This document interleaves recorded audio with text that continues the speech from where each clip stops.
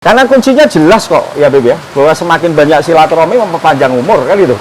Memperpanjang rezeki lah.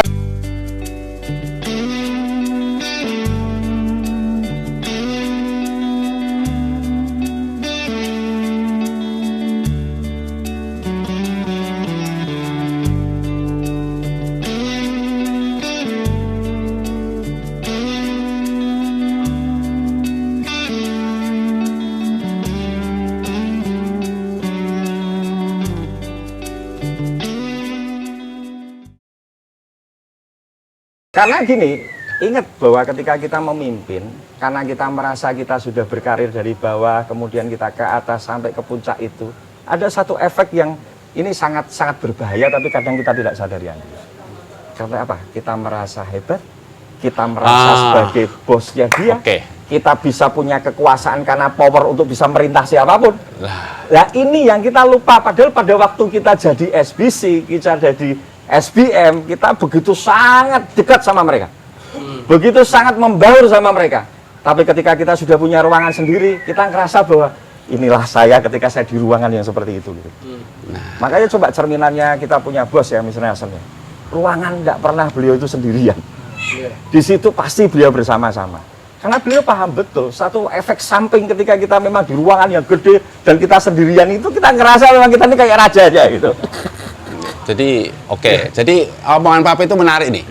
Jadi Papi itu begini. Jadi ketika orang mencari rezeki ini sebenarnya gitu ya, butuh kebersamaan, butuh ikatan, butuh persaudaraan, brothership atau friendship atau apa istilahnya begitu. Tapi ketika itu kotor itu artinya mungkin karena pengkhianatan, karena apa gitu ya, sehingga kotor lah. Cara merubahnya itu apa? Atau memperbaiki persaudaraan yang kadang itu adalah bahwa Papi itu mengajarkan bahwa aku butuh kowe. Nah itu, bukan kowe butuh aku. Inilah yang ditawarkan oleh Papi itu. Nek kita itu mengatakan kowe butuh aku, itu kita akan muncul paling hebatnya otoritas, sehingga kekuasaan akan digunakan dengan salah. Ya gitu, paham enggak? Tapi Papi ingin mengatakan aku butuh kowe. Jadi ini Papi tidak ingin menunjukkan bahwa seseorang ketika persaudaraannya seperti itu ingin otoritas, tidak, tapi ingin persaudaraan itu perbaiki. Jadi luar biasa bahwa untuk memperbaiki itu, mari kita rubah cara pandang kita bahwa aku butuh kalian, bukan kalian butuh aku. Egoisme dikalahkan, itu loh kuncinya Papi ya. Jadi Papi itu lear ngomong ki ngono ki lho. Boleh bahasanya bulet-bulet karena dia tidak mau belajar bahasa dengan baik ya. Mulai keturunan Anton. Lah ya, paham enggak? Jadi untuk memperbaiki persaudaraan, prinsipnya Papi itu apa? Aku butuh kowe. Nah, ketika butuh itu menjadi seorang atasan yang andap asor dan seterusnya, kekuasaan itu akan dipakai dengan baik. Nah, itu clear ya? Dan lagi. Sama kalau disambungkan sama ilmu marketing kan prinsipnya sederhana aja. Sebanyak mungkin setiap hari kamu ketemu sama orang. Kan simbolnya tangan. Silaturahmi. Kalau kamu ketika di dalam ruangan saja, ya masa bisa ketemu orang di mana gitu. Makanya kita harus ketemu gitu. Kan gitu. Harus ketemu. Mau di dalam ruang apa di dalam ruang pasti nggak akan bisa gitu. Ya. Jadi hal itu menjadi juga gambaran tentang tangan tadi itu kan gitu. Harus kuncinya gampang aja. Sebanyak mungkin hari ini kamu nggak usah nyatetin, anak-anak juga kamu ajarin gitu. Seberapa banyak hari ini kamu ketemu orang gitu. Karena kuncinya jelas kok ya Beb ya, bahwa semakin banyak silaturahmi memperpanjang umur kan gitu.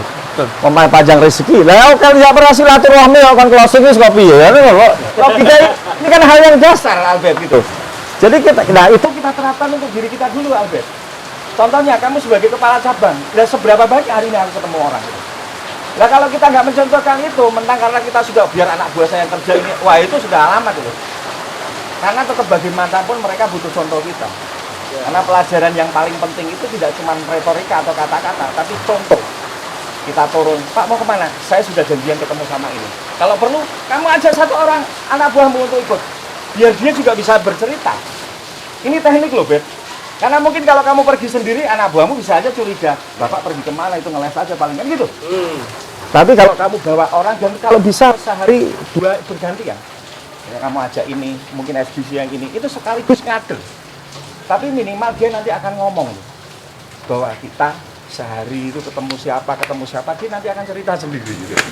Oke, berarti salah satunya juga membiasakan melakukan pekerjaan itu dengan kolektif, dengan bersama-sama. Jadi secara konkret itu ngajak itu supaya orang melihat. Itu tipnya dari Papi. Jadi ini menarik loh sebenarnya kalau orang yang mau berpikir. Tadi adalah kuasa. Ya, jadi tangan itu jadi ketika kita berwudu berarti kita membasuh tangan, itu berarti kita membersihkan kekuasaan kita, membersihkan kreativitas kita, membersihkan persaudaraan kita dari kotoran-kotoran itu. Nah, kotoran-kotoran itu mungkin yang harus kita sadari itu. Nah, kreativitas kotor itu seperti apa? Misalnya Anda berjanji, Anda tidak nepati, itu kotor, itu produk jasa. Itu betul. Jasa itu kan di mulut ya.